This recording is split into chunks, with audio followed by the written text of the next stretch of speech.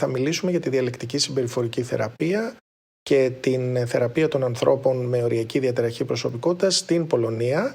Βέβαια, όπως καταλαβαίνετε, θα μιλήσουμε στα αγγλικά. Gabriela and Emilia, hi. Hi. Καλημέρα. It's very nice to meet in Warsaw. So I would like to first ask you, how long have you been treating patients suffering from borderline personality disorder in Poland?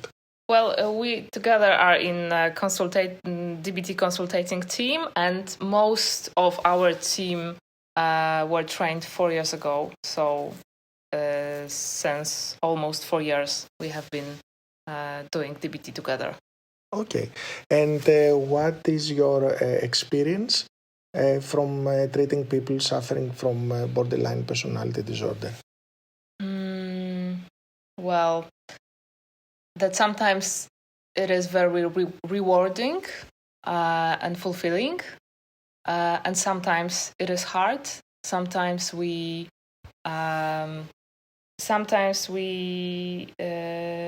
suffer with our clients, and sometimes we celebrate with them.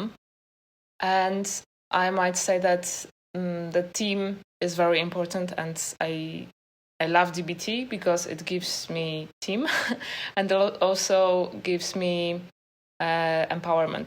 I feel I really know how to help, and it's very empowering. And you, Gabriela?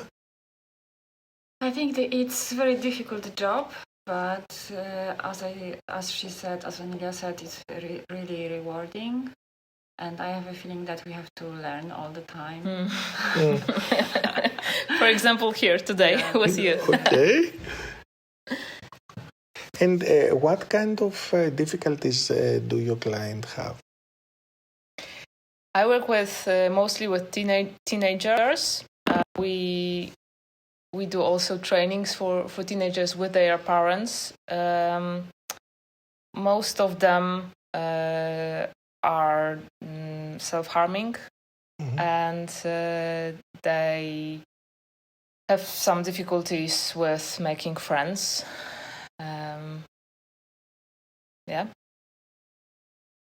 I work with adults, and I think they feel lonely, abandoned. I think they don't fit to this world. They have think they don't. And what sometimes hurts me the most, that they don't feel well with themselves while they are beautiful people. So it's how's the relationship with your adolescent clients with their families? Because in Greece we have a lot of problem inside the families. Of course. We are doing this multi-family training. So we have 6 families on our training. And for the first time, I was very scared because I thought it would be a disaster. And I dreamed about... arguing inside the skills training. Yeah, and feeling so tense. And I wanted to have just teenagers in my group. But during doing this, I realized that it is extremely helpful that families are learning to validate themselves, that teenagers can gain support from other teenagers, parents can gain support from other parents. So now I love this format of training. Yeah, and I can hear a lot of fun and when I am in the room next second door. room, because they have at the same time training for adults. Let's say for our audience that you work in Krakow. Yes. But you are here in Warsaw for the training of DBT and eating disorders. Yes. And is it easy for someone suffering from eating disorder to get treatment in Poland? No. No. First answer is no. DBT now in Poland is mostly in private care, so not everyone can doesn't have the money to do private exactly. treatment. And even if one does have money, we have a few therapists, so you have to wait for a long time. So you have a waiting list or something like that? Different teams do this different ways. Mm-hmm. We don't have waiting lists, but I know some teams that do have waiting lists. But we are we are working on this, and DBT is spreading all over the Poland now, and now we have around 400 members of DBT society in Poland, and it's spreading and spreading. So I hope in 10 years it will change. So that is actually my next question, is how well is DBT received in Poland? Mm-hmm. Because it's a new treatment. You told us that you have trained 4 years ago. Mm-hmm. So it's... and it was the first training in Poland. In Poland, yes. Second? Oh, sorry. Second one. Yeah, it was the second training, and for now I think we have like 400 or 500 members of our society, mm-hmm. and we are trying to do all we can do to change it, make it bigger. Yes. And DBT is received very well. I think that therapists are very interested in this field, and also patients. And we are also recording podcast, and we get a lot of very positive feedback that people are grateful that they are very curious and that they want to do DBT. Sometimes they say it's like a fresh air. Mm-hmm. Okay.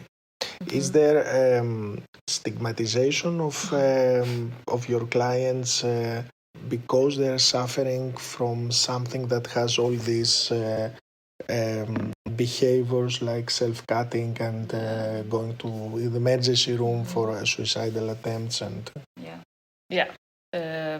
very much, and that's why I think DBT is people love it so much, and people love biosocial theory. That's what mm-hmm. I love too, because it says no, it's you're fine. It's not your fault. You're doing your best. That's why people like DBT so much. But is there appreciated? The population starts to recognize that borderline personality disorder is a problem. It's not that people are behaving in an erratic way because they are bad people, and mm-hmm. it's something that it is treatable. Yes. Mm-hmm. Because I think it's important message is that we can treat that.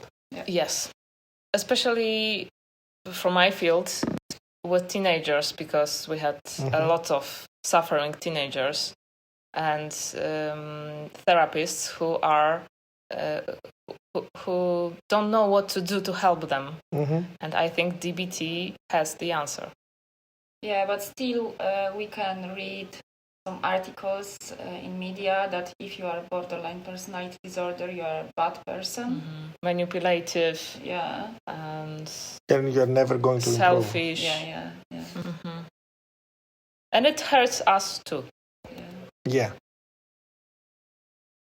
Okay. Anything else you would like to add before we say goodbye? I'm very grateful that we can share knowledge, that you mm-hmm. are sharing your knowledge with us. And what we love about DBT community is that it is unique, because you're a professor, psychiatrist, a great person, and we feel very comfortable with you. But it's not only about you, it's about other DBT mm-hmm. therapists and people. And we were talking about this last evening, that it's amazing that we can feel comfortable and okay and equal mm-hmm. with you, and our clients can feel equal with us. Yeah. And that's what I love really in DBT. I totally agree with you that DBT is also about community and connection with other people. So thank you very much. Thank you very much. Παρακαλώ.